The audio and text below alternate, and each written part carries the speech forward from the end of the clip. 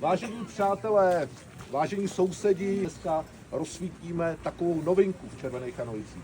Přeji vám krásné a klidné, požehnané Vánoce. Užijte si ten čas v klidu a míru. Jestli ho můžete prožít se svými nejbližšími, tak to je ten největší dárek, který k Vánocům můžete dostat. A do nového roku hodně štěstí, hlavně zdraví, vzájemného porozumění, trpělivosti a všechno, co by se tam prostě nechalo říct. Užijte si Vánoce, užijte si adventní čas a ať se vám daří v tom novém roce 2026. Přeji vám taky klidný, pohodový Vánoce, šťastný nový rok, ať se tady ve zdraví zase za rok sejdeme. Děkuju. A jestli tak odpočítáme to rozsvícení. Takže 5, 4, 3, 2, 1, teď!